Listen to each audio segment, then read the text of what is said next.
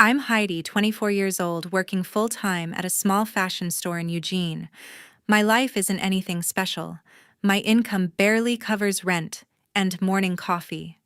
And within my family, I'm always the outsider, never good enough to be celebrated, never important enough to be noticed.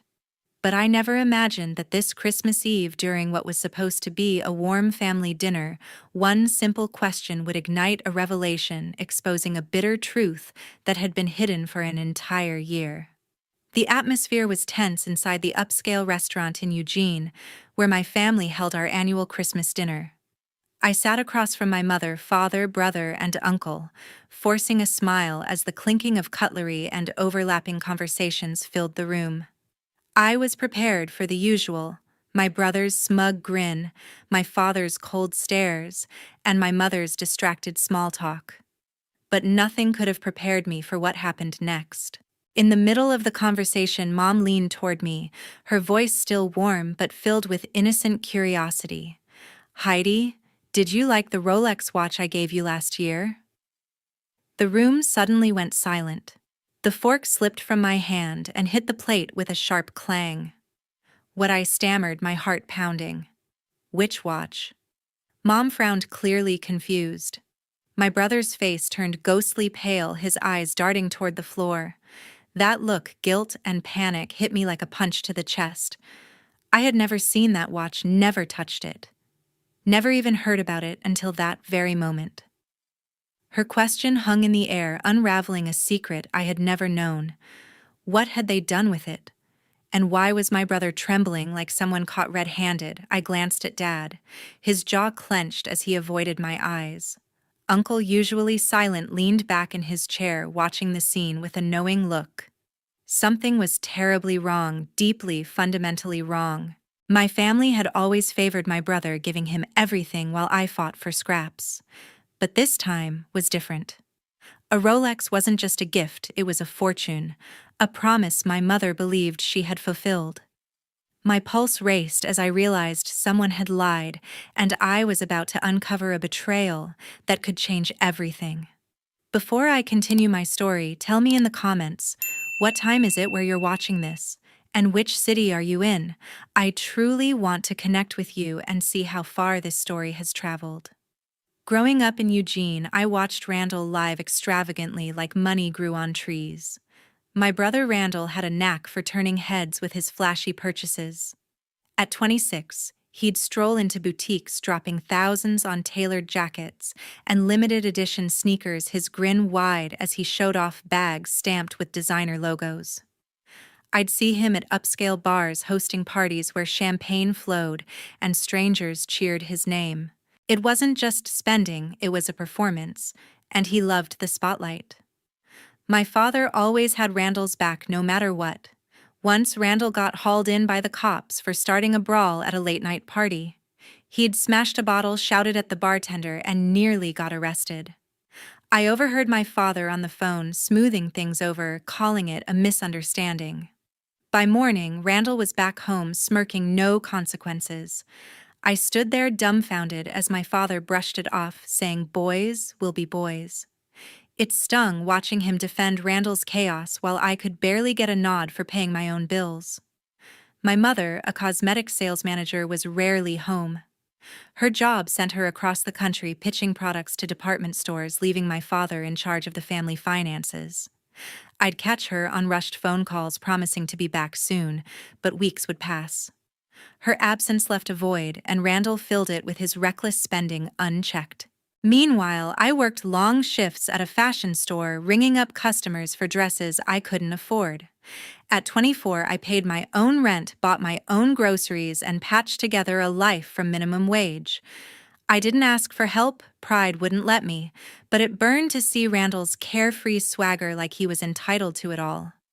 One evening, I scrolled through his social media, my jaw dropping at a photo of him flashing a gold watch, its face glinting under club lights. The caption read, "Living my best life." My stomach twisted. Where was he getting the money? My father's bank job didn't pay for that kind of luxury, and my mother's trips, though frequent, didn't scream wealth. The final straw came one humid afternoon. I just finished a grueling shift, feet aching, when my father called me into the living room. Randall was sprawled on the couch, scrolling his phone, a new leather jacket slung over the armrest. My father looked at me, his tone sharp. "Heidi, you need to work harder like Randall. He's making something of himself." My chest tightened, anger flaring. Randall. The guy who hadn't held a job in years. I wanted to scream, to demand why my efforts, my late nights, my scraped-together savings meant nothing. Instead, I swallowed the hurt, nodded, and walked away. That moment seared into me, a quiet wound that wouldn't heal. Randall's lifestyle wasn't just a mystery, it was a slap in the face. And I was starting to suspect it came at my expense. One late evening, Uncle Dean's voice came through the phone from Philadelphia. His calls were my lifeline, a rare moment when someone actually cared. Working in tech, he'd check in every few weeks, asking about my job at the fashion store, my dreams, even my favorite coffee order. His voice, warm and steady, felt like a hug I never got at home. Unlike my family, he listened, really listened, and it made me feel like I mattered. Uncle Dean had been sending me money for college since I graduated high school. He'd mail checks saying they were for tuition or books, but I never saw a dime. My father would intercept them, claiming the money went to family expenses. I'd nod, accepting it, though it gnawed at me. Why did everything I was promised vanish? Once I overheard my father on the phone laughing about a new TV purchase, and I wondered if Dean's money had paid for it. The thought twisted my stomach, but confronting him felt like lighting a match in a house full of gas. I stayed quiet to keep the peace. Every year, Uncle Dean sent birthday gifts that arrived like small miracles. One year, a sleek pair of headphones with a note, "For your music, kid." Another time, a book on coding, its pages crisp and full of promise. My mother, when she was home, would hand me small gifts, a scarf, a cheap bracelet, her smile distracted like she was checking a box. Randall, of course, got lavish parties, but Dean's gifts were different. They showed he knew me, saw me in a way my family never did. I started to suspect my father was keeping Dean's money for himself.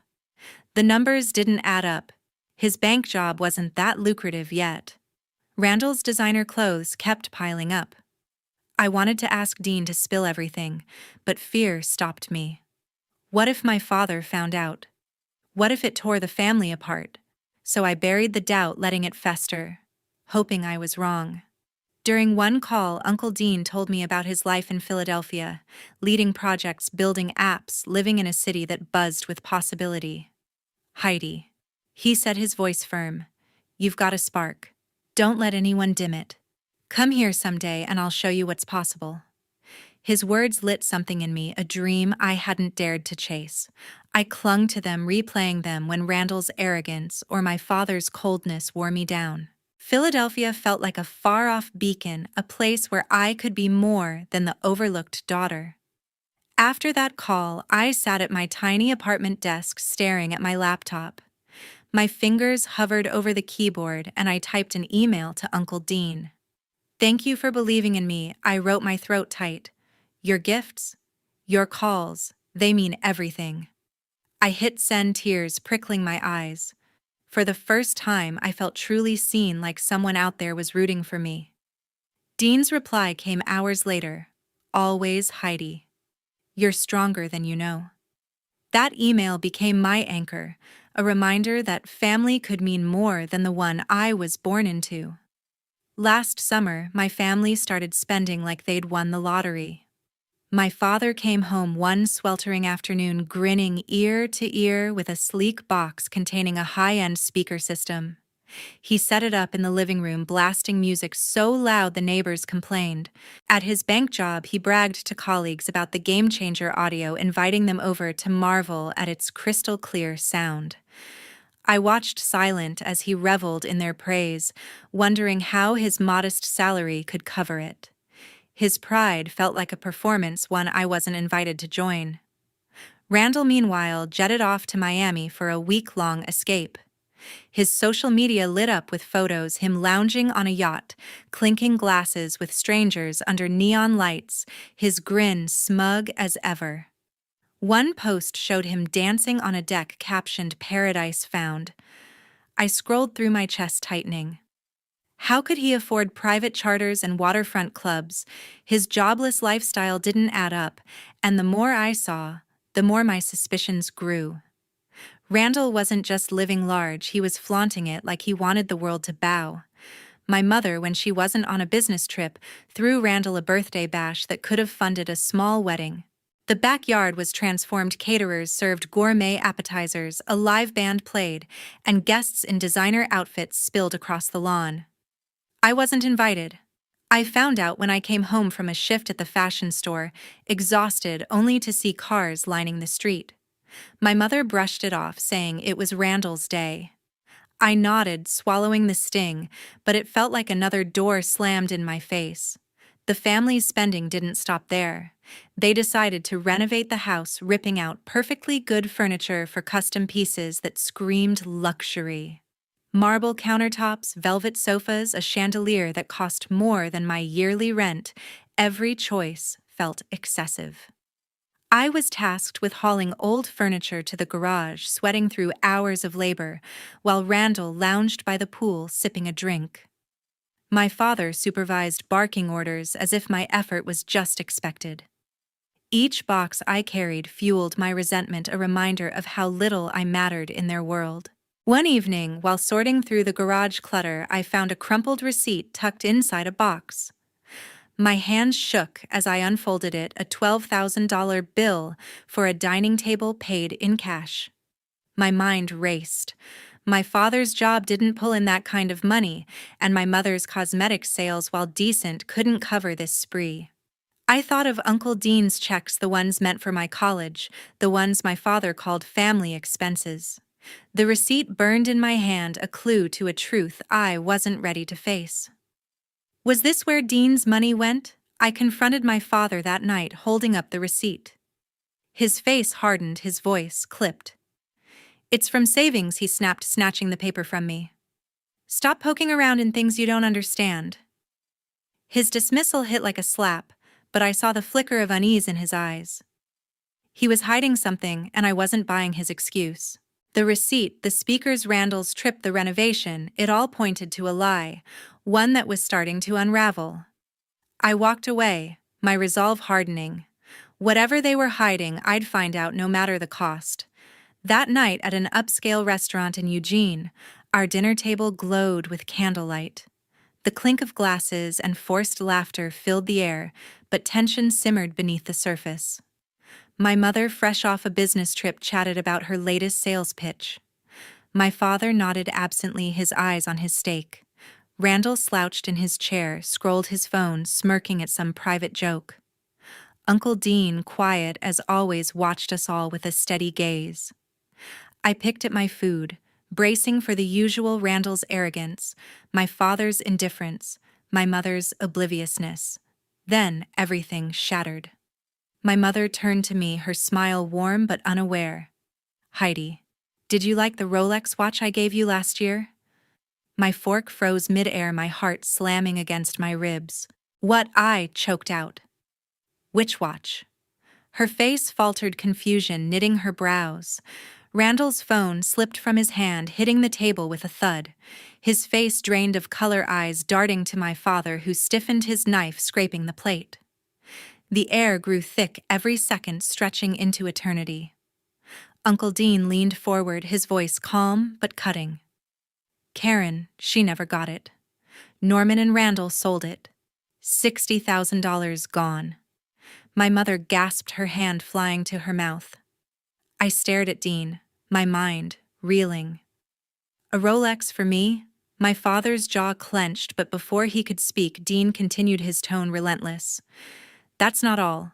The $10,000 I sent for Heidi's college, Norman kept it. Used it for family expenses." The words hit like a punch, confirming every suspicion I'd buried. My father slammed his fist on the table, his voice low and defensive. "It was for the family. The house, the bills. Heidi doesn't need it." Randall chimed in, his voice shaky. Yeah, it's not a big deal. Just business. Business. My blood boiled. They'd sold a gift meant for me, pocketed money, meant for my future, and called it nothing. My mother's face crumpled, her eyes wide with shock. Norman, you knew Randall? You agreed to this? She whispered, her voice trembling. She turned to me, tears welling. Heidi, I had no idea. I pushed my chair back, my voice steady despite the storm inside. You sold my gift, you stole my money, and you lied to my face for years. My father's eyes narrowed, but I didn't stop. I trusted you, both of you, and you treated me like I was invisible. Randall stammered. Heidi, chill. It's not personal. Not personal. My hands shook as I glared at him, the brother who'd taken everything while I scraped by. My mother's voice broke through, sharp and final. Randall, you're out of my will. I won't stand for this. Randall's mouth fell open, his face ashen. My father started to protest, but she cut him off. Enough, Norman. You've done enough. Her words were a blade, and for the first time I saw her take a stand. But it wasn't enough to erase the betrayal burning in my chest. Uncle Dean reached for my hand, his voice soft but firm. Heidi, come to Philadelphia. Start fresh with me. You don't need this. His offer was a lifeline, a way out of the lies and neglect. I looked at my family, my mother's tear-streaked face, my father's clenched fists, Randall's panicked eyes, and felt nothing but disgust. I stood my chair, scraping the floor. I'm done, I said, my voice cold. Don't expect me back. I walked out, the restaurant's warmth fading behind me, my heart set on a future they couldn't touch. The next morning, I stood at Eugene Airport with a single suitcase. My hands trembled as I gripped the handle, the weight of last night's betrayal still raw. The plane ride to Philadelphia was a blur, my mind replaying my mother's shocked tears. Randall's pale face, my father's defensive outburst. I stared out the window, the clouds below, a reminder of the distance I was putting between me and them. When the plane touched down, Uncle Dean was waiting at the gate, his warm smile a stark contrast to the coldness I'd left behind. He pulled me into a hug, saying, "You made the right choice, Heidi." For the first time in years, I believed it. Uncle Dean drove me through Philadelphia's bustling streets, pointing out landmarks with a pride that made the city feel alive. He'd arranged an internship at his tech company, a small startup building apps for local businesses. It's entry-level, he warned, but it's a start. I nodded, grateful for any chance to rebuild. My first day, I walked into a bright office, all glass and open desks, feeling like an imposter among coders and designers. But Dean introduced me to the team, his confidence in me a quiet anchor. That's when I met Cody, a soft-spoken colleague with kind eyes and a quick laugh. He noticed my quietness during lunch breaks, the way I'd stare at my coffee, lost in thought. One day, he slid into the seat across from me, offering a warm smile. "Rough week?" he asked. I shrugged, not ready to spill, but his easy questions about music, books, anything but home drew me out. Over weeks, Cody's small gestures, like sharing his playlist or joking about office coffee, chipped away at the ache of leaving my family.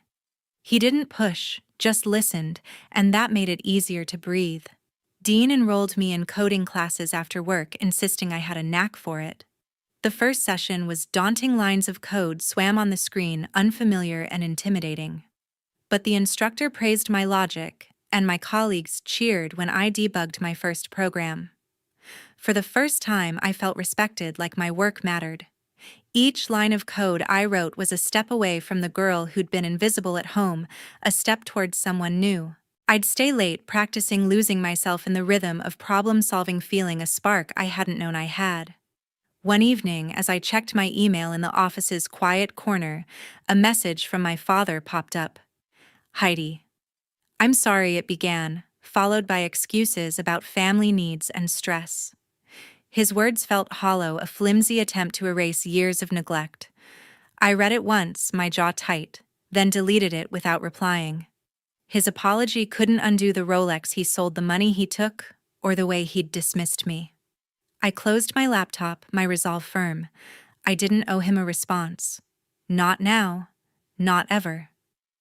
With Dean's help, I found a small apartment in a lively Philadelphia neighborhood, a studio with creaky floors and a view of a park. Signing the lease felt like a declaration, my first real claim to independence. I furnished it with thrift store finds, a wobbly table, a faded rug, each piece a symbol of my fresh start. Nights were quiet, sometimes heavy with memories of Eugene, but Cody's texts or a call from Dean reminded me I wasn't alone. I was building a life, one I chose, and that was enough to keep me moving forward. A year later, Randall sent me a long email from Eugene. I was in my Philadelphia apartment sipping coffee when his name popped up on my screen. His words were a jumble of complaints, a far cry from the smug brother who once flaunted designer clothes. My father had been fired from his bank job after an audit uncovered financial discrepancies, shady transactions tied to his name. The family's lavish lifestyle had crumbled, forcing them to sell the house to cover mounting debts. They'd moved to a cramped apartment, a bitter downgrade from their marble countertop days. Randall's fall was even starker. Cut from my mother's will, he'd taken a job as a warehouse worker hauling boxes for minimum wage. No more yacht parties, no more tailored jackets, just a worn-out hoodie and a life stripped of glamour. His email painted a grim picture, long shifts, aching feet, and coworkers who didn't care about his old swagger. I read it without pity, remembering the Rolex he'd sold, the money he'd helped squander. His downfall felt like justice, a mirror to the years I'd scraped by while he lived large. My mother had divorced my father, unable to stomach his lies. She'd tried reaching out to me, leaving voicemails about starting over and family healing. Her voice trembled, but I couldn't bring myself to respond. She hadn't known about the Rolex or the stolen college funds, but her absence during my childhood, her blind favoritism toward Randall, left scars too deep to mend. I deleted her messages, my heart heavy but resolute. Some bridges were better left burned. Randall's email took a desperate turn, his tone shifting to a plea. "Heidi, we're family," he wrote. "Can you send some cash just to get me through?" He had the nerve to mention sibling love, as if that erased his betrayal. I stared at the screen, anger flaring. How dare he ask for help after what he'd done? I typed a reply, my fingers steady. "You sold my Rolex, Randall. You and Dad took my college money. Don't talk to me about family." I hit send, my pulse racing, knowing those words severed any last tie. I called Uncle Dean that night, needing his steady voice. He listened as I vented my words, spilling over with frustration.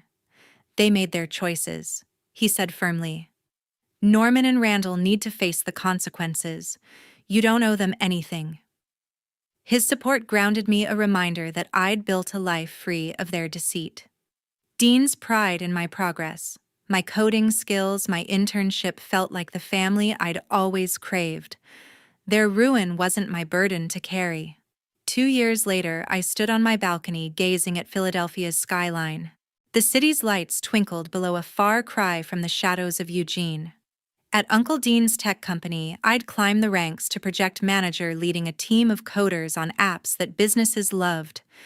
My days were filled with brainstorming sessions, deadlines, and the thrill of solving problems. I wasn't just surviving anymore, I was thriving, my confidence growing with every project I delivered.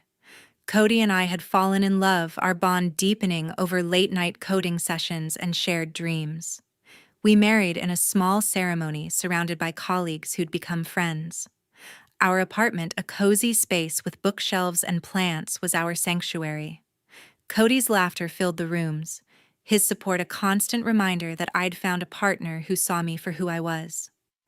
We'd cook dinner together, dance to old records, and plan a future that felt boundless.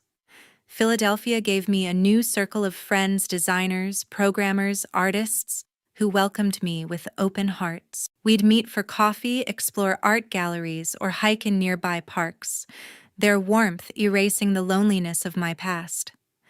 I'd laugh until my sides ached, sharing stories of my coding triumphs or silly office moments. For the first time, I felt free, unburdened by the weight of my family's betrayal. Word trickled back about my old life in Eugene. My father, drowning in debt, had taken a low-paying clerk job, barely scraping by. Randall, after losing everything, had vanished, leaving only rumors of him drifting through odd jobs in another state. I felt a pang hearing their fates, but no regret. Their choices, selling my Rolex, stealing my college funds, had led them here. Justice, quiet and final, had run its course. I stood firm in my decision to leave my heart at peace. The pain of their betrayal had shaped me, but it didn't define me. I'd built a life on my terms, surrounded by people who valued me. Uncle Dean's belief, Cody's love, and my friends' laughter were my true family now.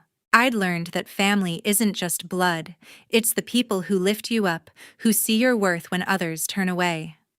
To everyone reading this, thank you for following my journey. It wasn't easy, but it taught me to choose myself. If you've faced a toxic family or fought for your own justice, I'd love to hear your story. Share your thoughts below. What does family mean to you? How do you find strength to move on? Your voice matters, just like mine did when I walked away.